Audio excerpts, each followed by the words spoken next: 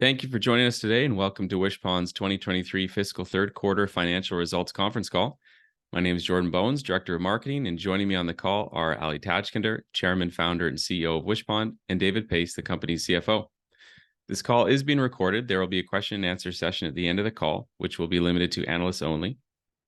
I trust that everyone has received a copy of our financial results press release that was issued earlier today. Listeners are also encouraged to download a copy of our quarterly financial statements and management discussion and analysis from sedar.com. Please note, portions of today's call, other than historical performance, include statements of forward-looking information within the meaning of applicable securities laws. These statements are made under the safe harbor provisions of those laws. Please refer to today's press release and in our management discussion and analysis for our discussion on risk and uncertainties. We provide forward-looking statements solely for the purpose of providing information about management's current expectations and plans related to the future.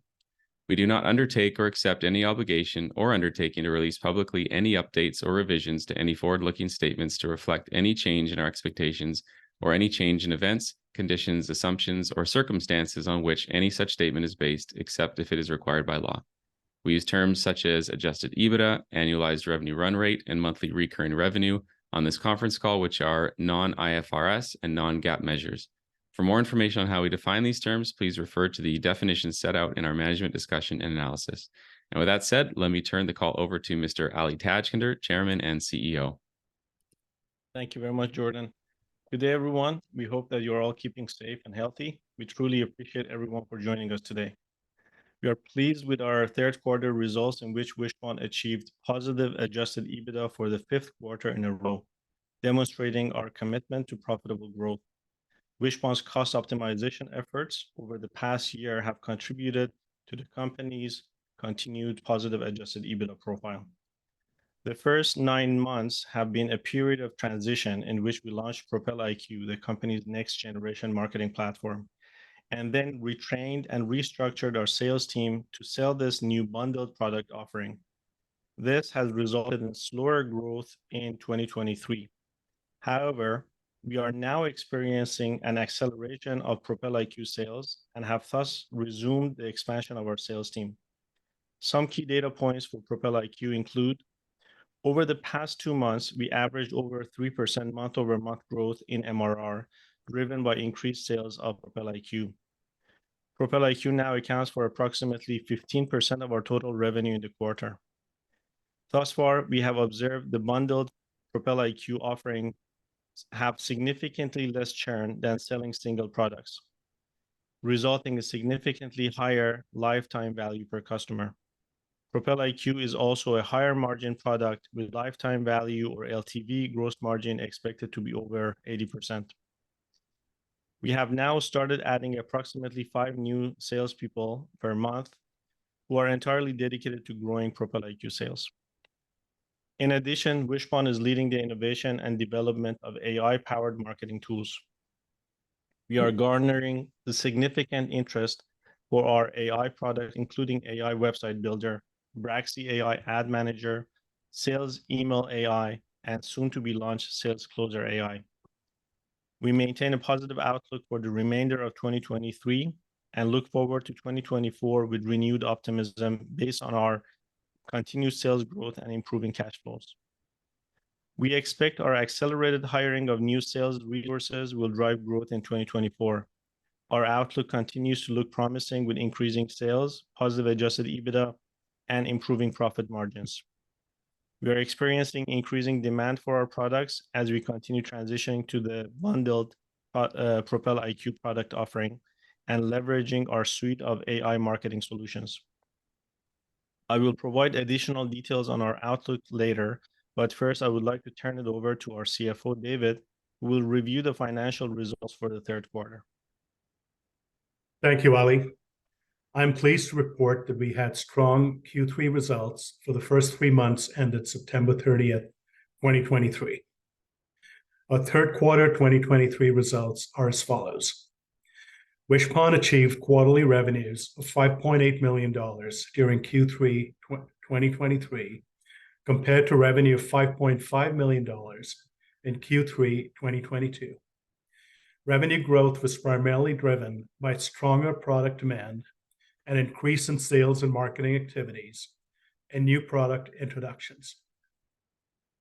Growth in Q3 was lower than expected due to the need to train our sales executives and transition them to sell the new bundled Propel IQ platform. Revenue growth was also negatively impacted in Q3 by a decline in sales to our largest customer, which happens to be a client who uses legacy non-Propel IQ products. As in Q2, we saw a decline in revenue with this customer, who contributed 13% of Wishpond's total revenue in the year-ago quarter, but was approximately 6% of Q3 2023 revenue. This customer is experiencing some challenges in their own business, which has resulted in a lower revenue for Wishpond. However, on the positive side, we have a diverse customer base with no customer concentration. Wishpond achieved gross profit of $3.8 million in Q3 2023, compared to $3.6 million during Q3 2022, representing an increase of 5%, driven by an increase in overall revenue. Wishpond's gross margin percentage in Q3 2023 was 66%, compared to 66% in Q3 2022. The gross margins are within the company's historical range of 65% to 70%. The United States remains our largest and fastest growing market, generating 77% of our total revenue in the quarter, with approximately 11% and 12% of revenue generated from Canada and rest of the world, respectively. During Q3 2023, Wishpond achieved positive adjusted EBITDA of $319,000, compared to positive adjusted EBITDA of $593,000 in Q3 2022. We continue to have a clean and healthy balance sheet. As at September 30, 2023, Wishpond had $910,000 in cash and short-term investments and no debt. The reduction in cash balances during the quarter was caused in part by payment of an earn-out for a prior acquisition, capitalized R&D costs related to investment in the business, and changes in working capital. Wishpond generated $225,000 in positive cash flow from operations in Q3 2023, compared to cash outflow of $208,000 in Q3 2022. The reduction in the company's cash balance in Q3 2023 was due in part by earn-out payments of $101,000 in the quarter. The company's remaining earn-out obligation of $202,000 will be paid in this fourth quarter. Wishpond has an undrawn $6 million secured revolving operating line of credit with National Bank of Canada's Technology and Investment and Innovation Banking Group. I will now provide an update on our cost reduction strategies.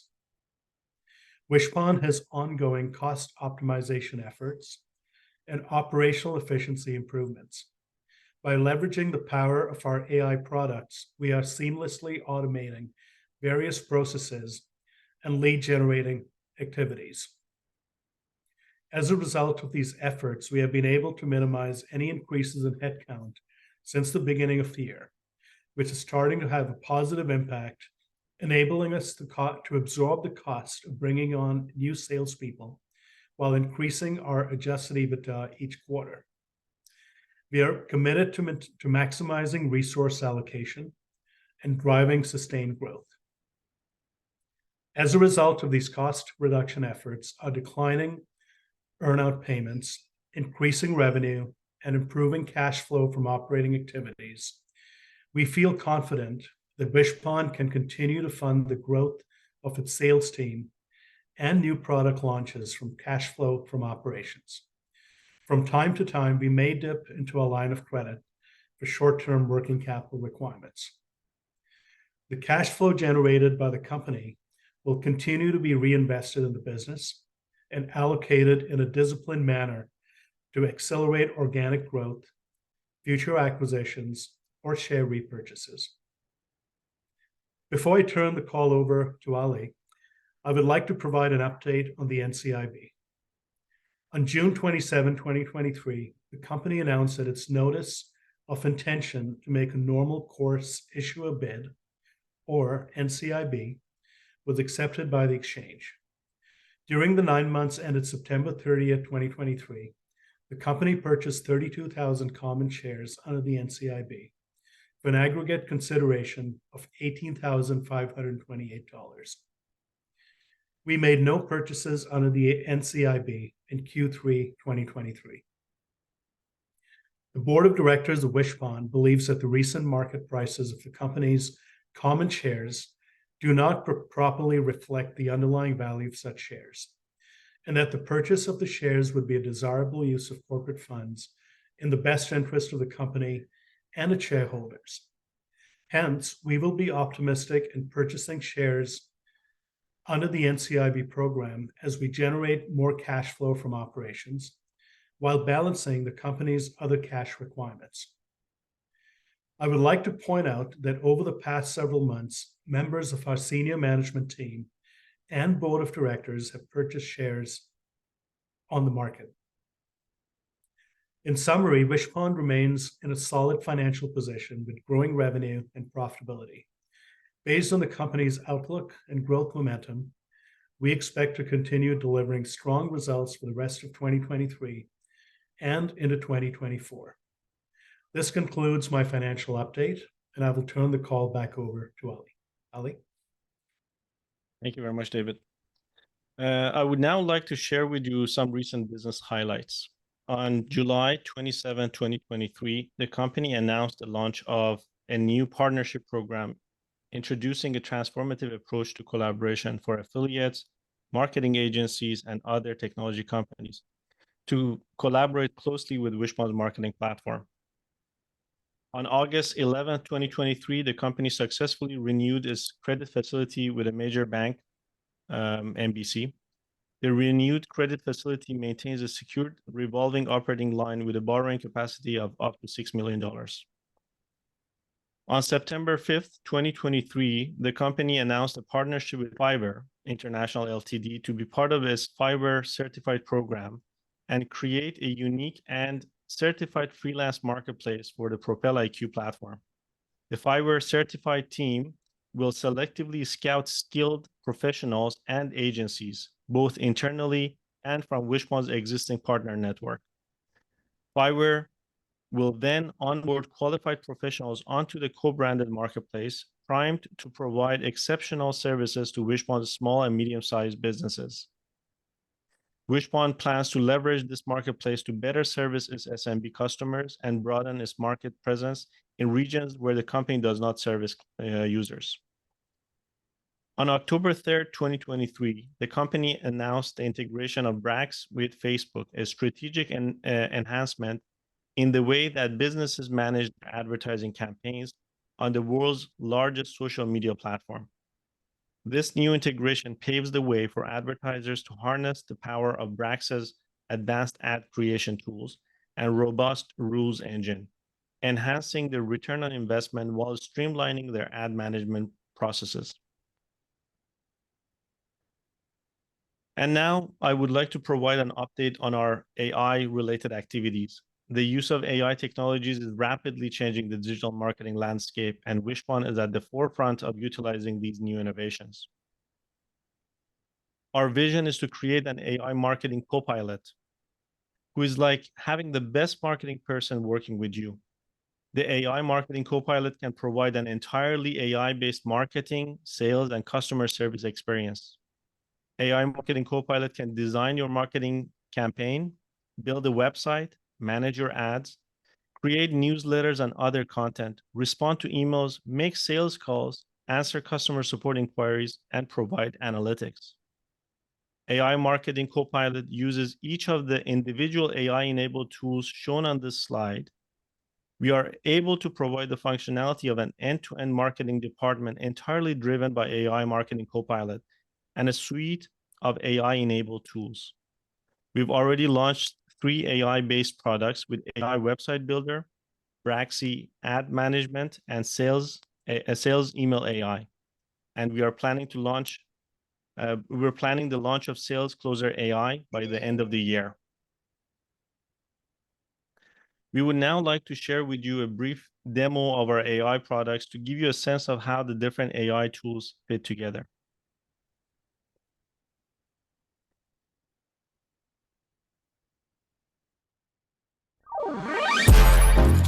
This is the power of AI, your ticket to sustainable growth.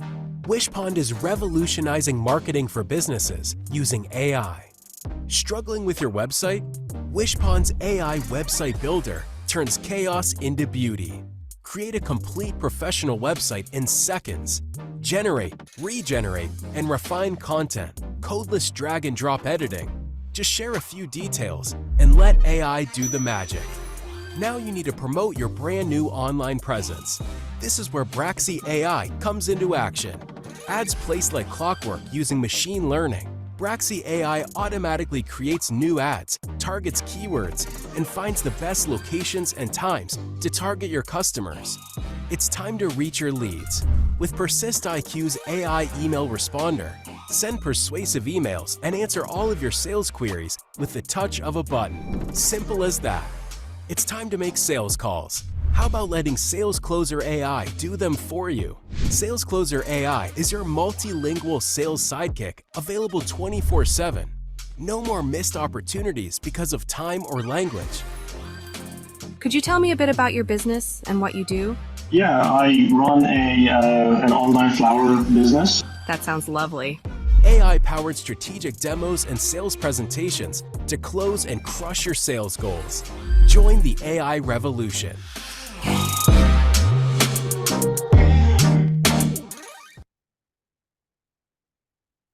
Thank you. Very exciting stuff. Wishpond's website builder, which is powered by generative AI technologies and allows small and medium-sized businesses to cut down on significant website setup and maintenance time and save thousands of dollars on potential programming, design, and copywriting services. Braxy AI is an AI-based ad management system. Braxy's AI-powered platform automatically creates and optimizes ad campaigns to allow businesses to attract more customers in less time. Businesses can use Braxy for better ad placement and to create ads that target a more precise customer profile that purchases their products and services. Sales Email AI is engineered to deliver tailored responses to emails from potential clients. Sales Email AI will provide its users a level of personalization that sets it apart from traditional automated responses. It is designed to elevate and streamline sales communication. Sales Closer AI, an AI-powered sales rep that can deliver personalized round-the-clock sales calls and product demos without the need for human intervention. The AI-powered platform is poised to transform industries across the board, particularly benefiting virtual sales professionals, SaaS companies, consultants, and various B2B enterprises that rely on online sales interactions.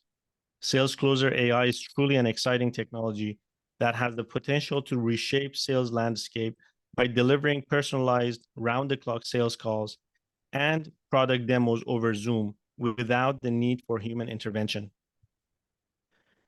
By the end of the month, we are expecting to file a patent for an interactive AI-based representative that is used to power our Sales Closer AI product.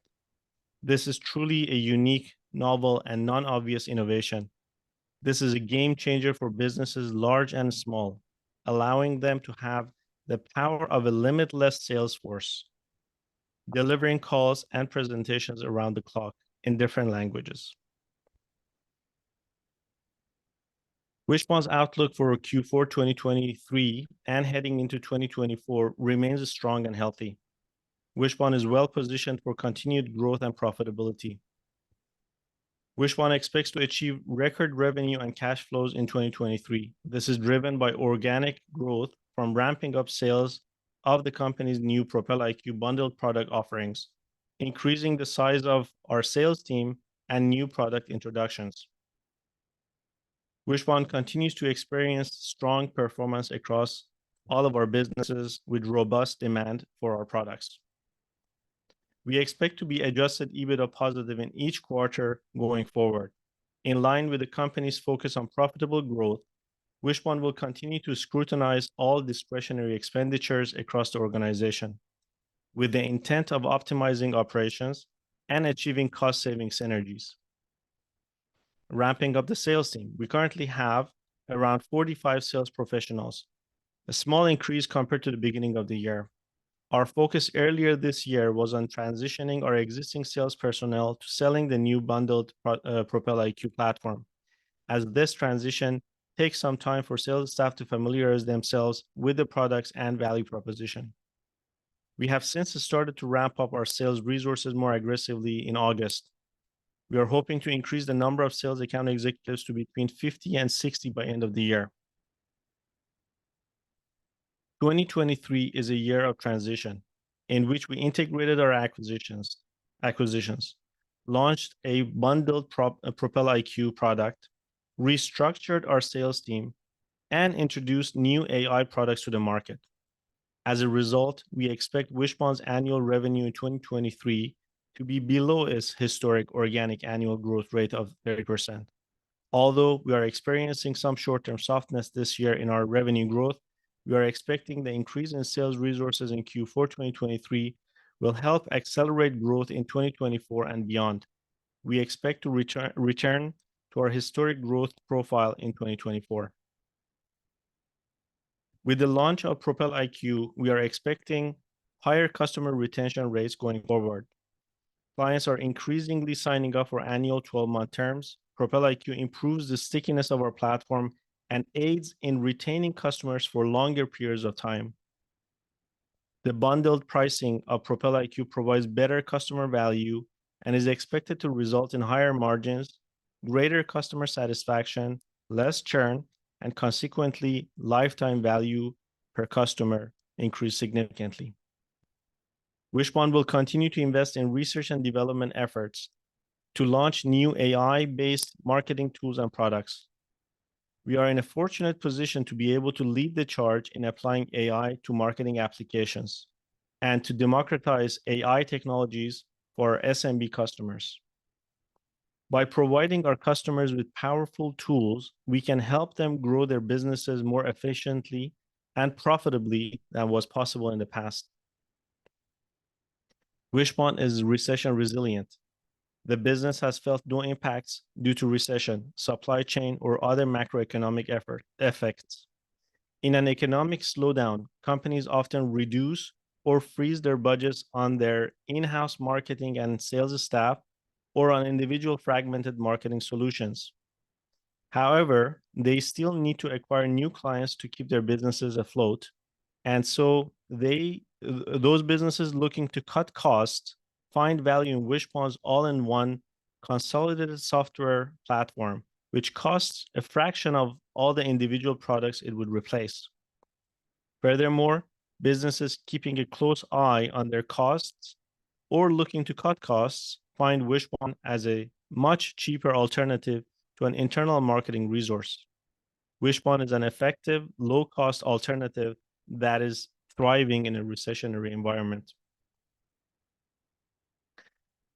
As we close out the year, we are on track to achieving all of our key 5 objectives for the year. Number 1, increase monthly recurring revenue through both organic and inorganic means. 2, scale the size of the sales team to help achieve company's organic growth profile. 3, remain adjusted EBITDA profitable by balancing aggressive growth with increased positive cash flow from operations.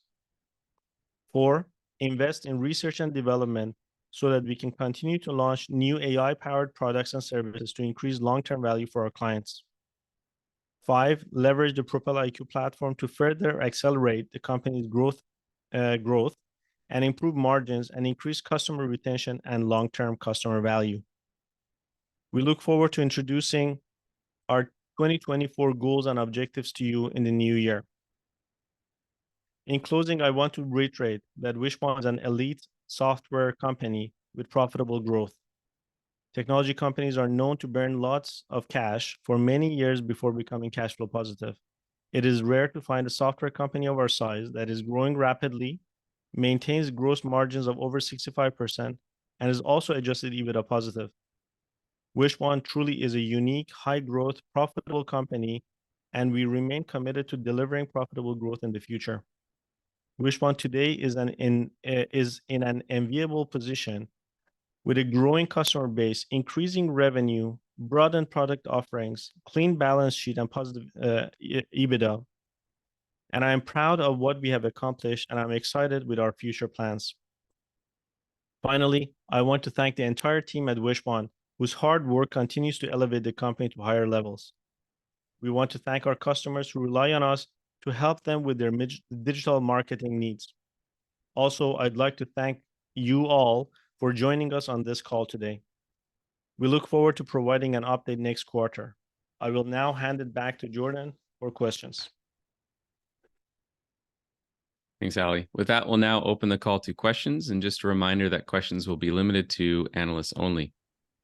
Jordan, by the way, I don't have the ability to turn on my camera. If you can fix that on your end, let me know and I'll turn it back on. Sure, no problem.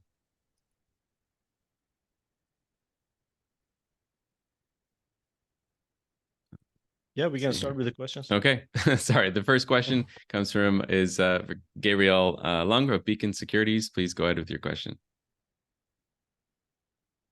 Hey guys, thanks for taking my questions. Ali, just a couple of things. First, on the AI product suite, I'm curious if you had the opportunity to test some of the products within a live customer environment yet. Number one, and number two is how should we think about pricing of some of these products relative to your current sort of MRR pricing scheme? Will it be? Do you think it'll be on the upper end of some of the MRR, some of the services you already offer? Yeah, thank you very much, Gabriel. So there are two elements to that question. First of all, the three products that we've launched so far, AI products that we've launched, AI website builder, ad management, AI-powered ad management, and the email responder. All three of them are in use by customers. And so far, we're receiving very positive feedback on them. And the demand for them are increasing every day.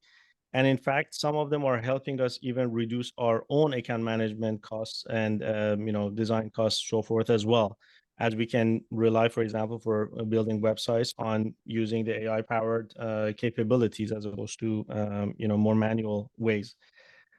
So they are actually actively being used, and I think at some point we can release some specific updates with numbers to help you with that. Okay, I can start my video, so that's good. Okay. In terms of pricing, those products for most part have been included as part of the bundled offering. But the bundled Propel IQ offering has a lead component as well, or let's say success-driven pricing as well, which means that if someone goes over the 1,000 leads that they have, then they pay overage fees. And some of these innovations make it more likely for business to succeed, stay with us, and go over the limits and pay more than the $300 US or $400 Canadian base price, and go beyond that. Some elements have extra pricing attached to them as well. For example, the email responder comes with a bit of a wallet that you have certain credits per month that you can use, and if you go over that, you have to pay especially separately for that. Now, Sales Closer is a completely different thing. Sales Closer will not be part of the Propel IQ bundle. It will be its own independent product, its own independent brand, and obviously it's going to be marketed to the same people as well, but not as part of the same bundle. And that one will have a significantly higher price of more than $1,000 per month per seat. That's what we expect as of now. Obviously, it would be subject to change, but it is, and 1,000 that I'm talking about is USD, so $1,300, $1,400 a month per seat. So it can be meaningfully larger in terms of the revenue potential that it can have for the company. And especially it also is something that would be quite relevant and applicable to larger companies and allows us to move up market in that segment as well. Gotcha. And just on that, when do you, what sort of milestones do you anticipate you got to hit first before that's widely available to customers for sale, the closer? Yeah, it's quite interesting. Just 2 days ago, we did the first Sales Closer call end-to-end internal testing, but the whole call from the beginning to the end completed successfully. So we expect in the next 2 weeks or so to be in a place where we actually set it live for some of our own prospects for Wishpond and start using it internally for the remainder of the year. And in the same period, we're also finalizing the dashboard that other businesses would need to be able to launch their own sales closer agents. So the first milestone would be launch it for our own prospects and, test it and trial and do all the fine tuning that's necessary. The second milestone would be making it available for other businesses and start some beta programs with a few key clients. And then I think sometime in Q1 of next year would be when we would get more aggressive in the sales of sales closer and expanding the use of it for Wishpond. So far, it's going actually quite well. A lot of the risks that we've had, we've already eliminated. So I'm very excited about the potential that it can have for Wishpond, let alone for all the other clients who would use it. Gotcha. Thanks for that. And just on the topic of sales reps, just remind us again what you exited Q3 with, and I missed that slide. But what are you targeting to end the year at in terms of number of sales reps? And as a follow-on to that, you've obviously gone through a number of these hirings in terms of new sales reps. I'm curious, have you seen a reduction in the time it takes to get one of your reps, fully up to speed in terms of being able to sell or hit the quotas? Yeah, good question. So on that slide, we mentioned that the target that we have for total account executives by the end of the year is somewhere between 50 and 60. So that's what we're working towards, and I think it should be achievable.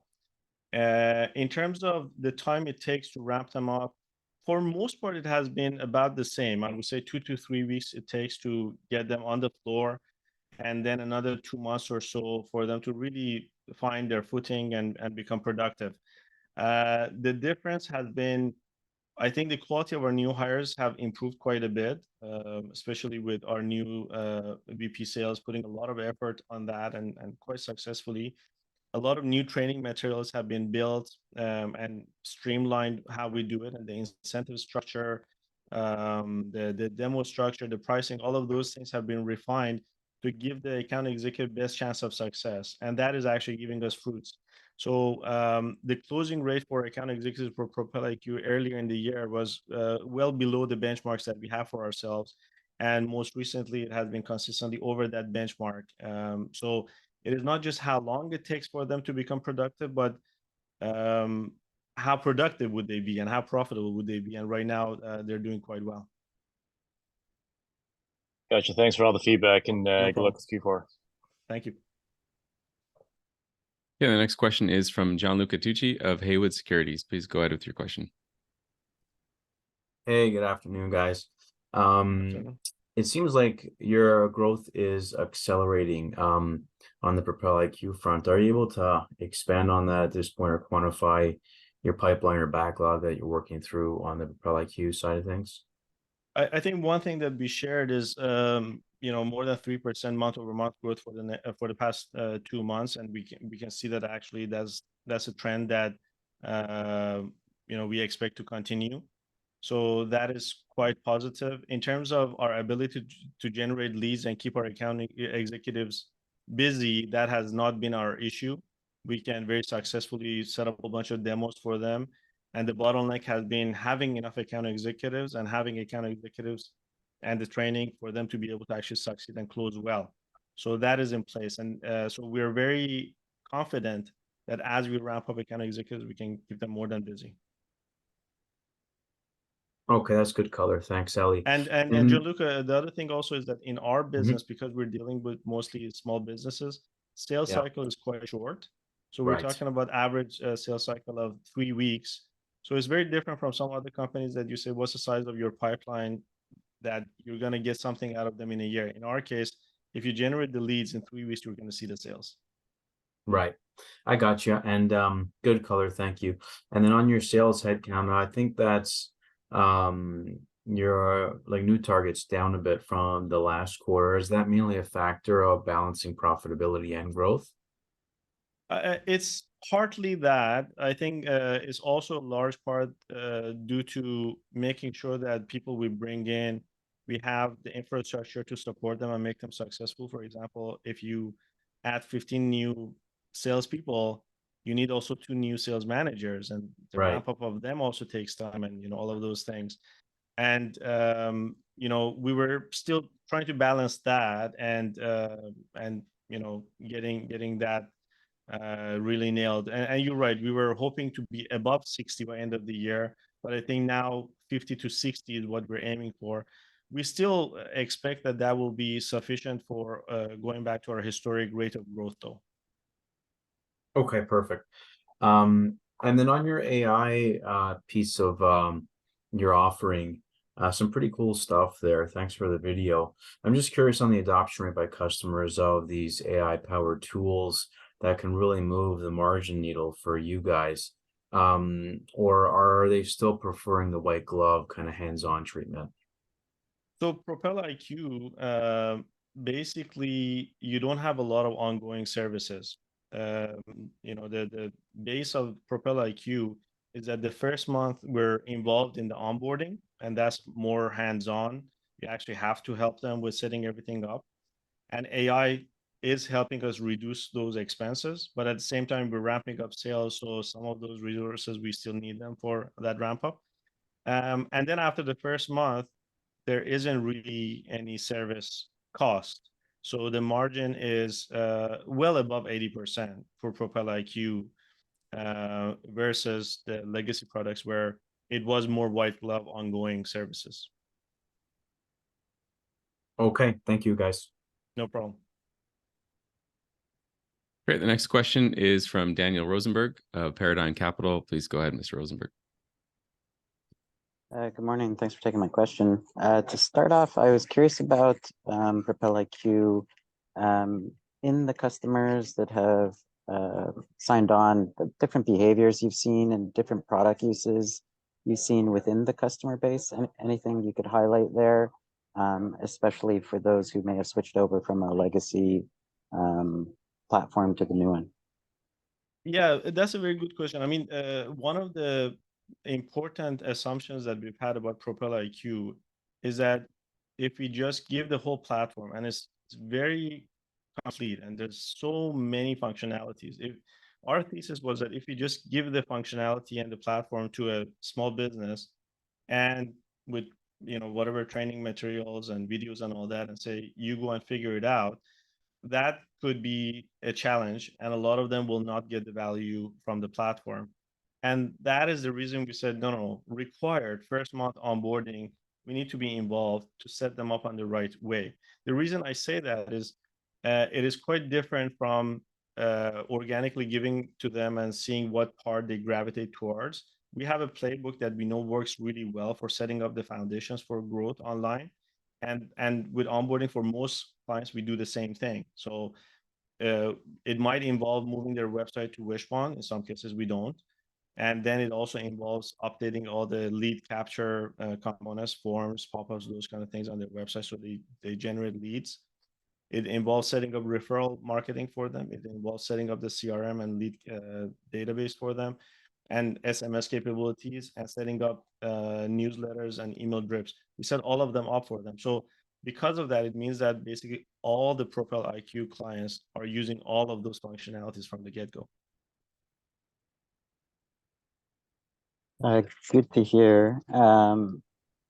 Okay, I guess any insights or learnings that you've had in those recent months from those customers who've moved over? Any tweaks that you have made, or a special areas of value that you see from the platform? Yeah, there have been a few. One, for example, was that we were noticing that sometimes our salespeople were more likely to want to pitch services, because obviously it's easier to say, we'll just take care of everything, don't worry about it. And it becomes a larger deal size and all of those things. But one thing that we were seeing was that that will still exhibiting the same retention rate or churn challenges as our legacy business. And we were, again, being put on the driver's seat, and not necessarily in a good way. And one of the things that we found was that, no, we can't do that. And that also caused us to change the incentive plan so that the software only sales has different incentives and a higher incentive than the service components, to sell initially the base, the software, set it everything up. And if we want to even upsell them and sell them extra services, that has to be down the road, like at least 2 weeks from now. And that really made a huge difference. And so that was one of the big things that we learned going through this and accelerating onboarding phase and adoption. Okay, thanks for that. And then on the topic of sales, as you think about, the potential of sales closer, is that a different sales model, given that the targets could be larger type companies or even enterprise? How do you think about a go-to-market as you work towards that? I think it's going to be a mix. It's going to be obviously we have a sales model that works really well, so we're going to leverage that. And I think it works quite well for that. It's proven. Some of the larger players in the marketing tech space also have similar sales outreach programs. But I think more marketing and PPC advertising campaigns to bring leads make sense for that. And partnerships make sense as well. There are some companies that, for example, focus on providing only sales CRM capability or integration with Salesforce on some of those, and serve some of those larger clients already. And I think partnering with them to put this in front of their clients makes a lot of sense. It's a win-win for everyone involved. And it is the kind of capability that once you see it and you see that it is working well for some other cases, you get that confidence. It's a no-brainer. So it's just getting the word out. Okay, sounds exciting. Lastly, for me, I guess one for David, just on the return to historical growth levels, should we expect a bounce back in the coming quarters, or is this a gradual increase as, the sales pipeline continues to grow and sales bodies get added? Yeah, Daniel. So, just like Ali said, the last couple of months, September, October, we've seen 3% growth month over month. So that's obviously extremely encouraging. In the first quarter, in the past, we may have seen a little bit of a dip coming out of the holiday season. So it could be a little difficult to predict there, but definitely running into the second quarter and beyond next year, first of all, be giving Propel IQ a little bit more time to become a larger percentage of the total amount of sales that we do. We're giving, the new AEs that are going to come in a little bit more time to come in and get effective. So, honestly, from I think our perspective, we see 2024 as one way you're going to see a continuing upwardly trending line in terms of growth, in terms of both growth and sales. I want to actually point out, that yes, maybe growth has been a little slowed for all the reasons that Ali mentioned. But if you look at each one of our quarters, Q1, Q2, Q3, and now coming Q4, we had increasing revenue in each and every one.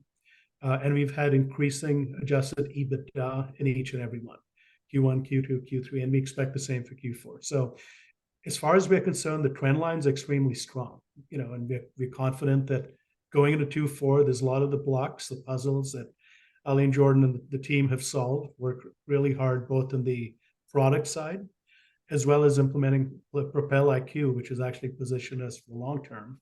So, honestly, I think 2024 is going to be a really good year. Okay, thanks for taking my questions. Thanks. Yeah. Thanks, Daniel. The next question is from Jason Zamberg of PI Financial. Please go ahead.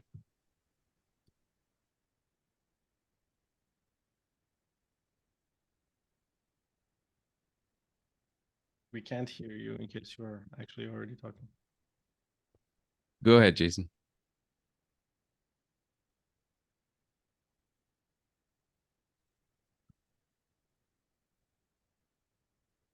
Okay, we'll move to the next, and then we can come back to Jason afterwards. That's no problem. Next question, Neil Bakshi from Mechanicord. Please go ahead. Hi, Ali and David. Daniel? Hi. So I guess I'd just start off with a question about just the revenue mix in Q3. We saw that quarter-over-quarter decline outside of Canada and the US. Was that major customer that accounted for that drop? I'm just wondering if first you could provide some kind of color on more of that customer, that drop from that one customer.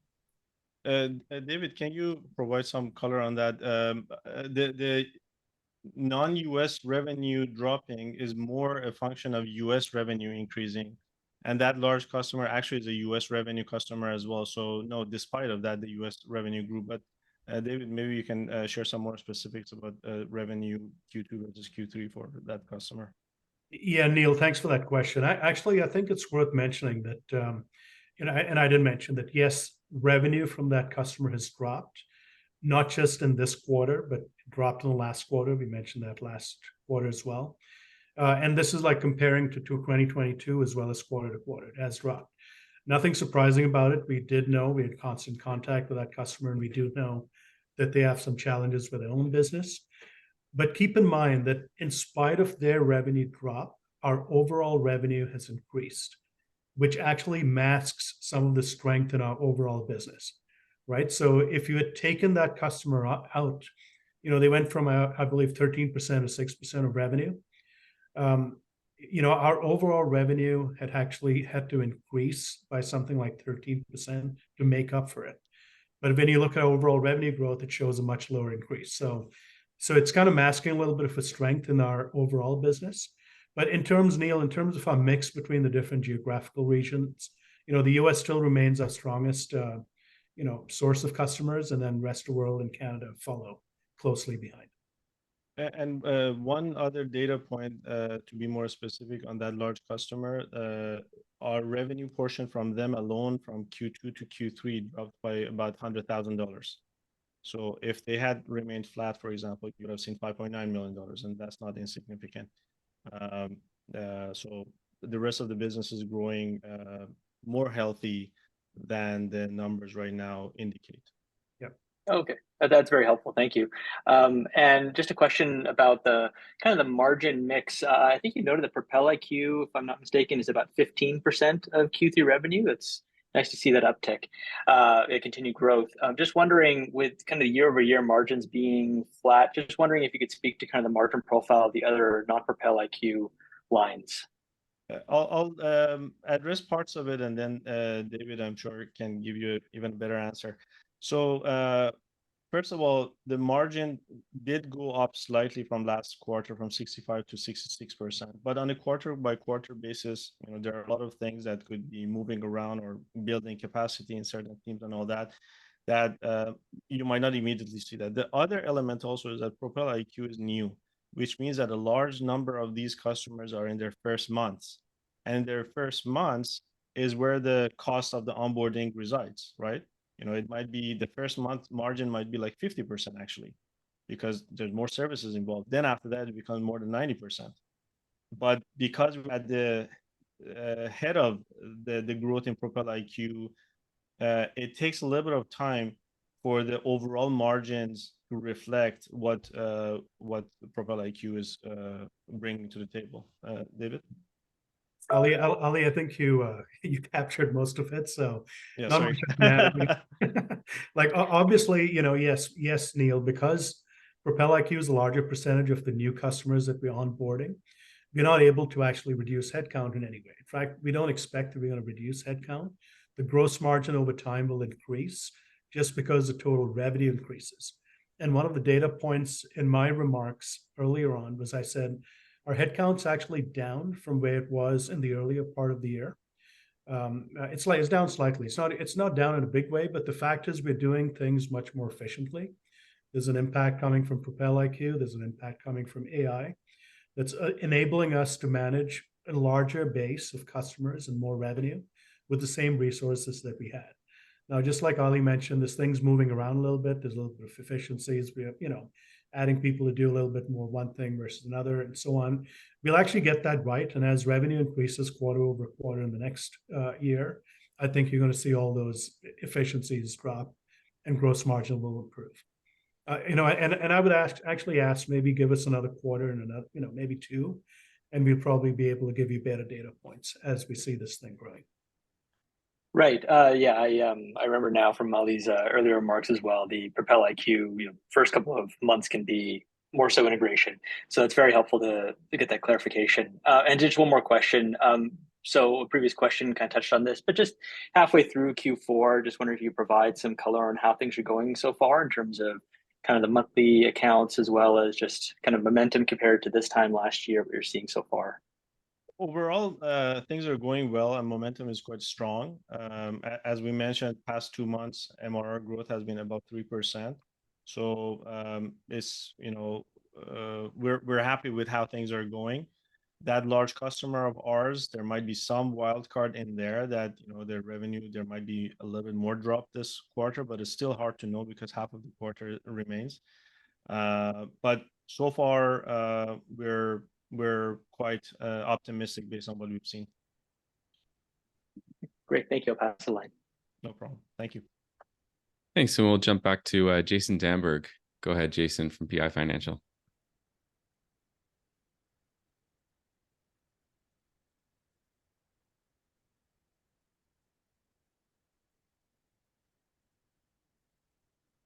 Jason, you're on mute.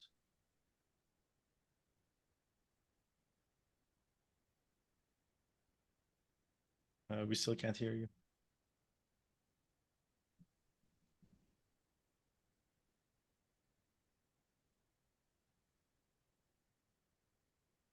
It seems like the audio issue persists. So yeah, I see. Okay. Yep. All right, we'll move along to Kiran Saritharan from 8 Capital. Please go ahead with your question. Hey, morning, guys. Hi, To Kiran. start here, I want to ask you on Propel IQ, with customers, once you set them up after that first month, how do we see how expansions go? I know it's early days, but how has that first cohort of customers trended against expectations? When it comes to expansions, is it more about adding functionalities, or is it more consumption that should be the driver here? It's a bit of both. So there are two different paths for expansion. One is, for example, Braxy is not part of the base package. So if someone wants Braxy, they would have to pay another $150 upgrade fee for that. There are a few functionalities like that. Or if there are some extra services that they want from our marketplace, there would be expansion opportunity there. But the primary long-term driver that I think is going to be a huge one for us is success-driven overages. So, for example, going over the 1,000 lead limit in the database and paying extra for that, that's one of them. Or, collecting payments or sending invoices as part of ESM being part of the platform now, and us collecting a percentage of sales there. I think over time, we're going to see that become a meaningful part of our revenue, and in fact, actually offset some of the churn as well. So net dollar retention would be even better than some of the things we've seen. And already, as we said, I want to reiterate that Propel IQ churn has been significantly lower already. Just comparing apples to apples, the same months of a customer joining versus legacy products. And that gives us a lot of confidence as well on that. That's good color. Thanks, Ali. No problem. And then for my second one here, what's the composition of your older customers who have maybe migrated over to Propel IQ? Or what are some of the key considerations for you guys as to move those customers over? Some customers have moved over, but I don't have numbers to share with you. Our primary focus has been new customers going on Propel IQ. Sometimes it's a little bit difficult if someone signed up to Wishpond because they wanted the white glove service, and there was a specific reason that they signed up to us to go and say, now move you to Propel IQ. Does happen, but that has not been the focus. The focus for Propel IQ has been new client acquisitions. Thanks, Ali. I'll pass the line. Thank you. It looks like there are no further questions, so I'll pass it back to Ali for closing remarks. Thank you very much.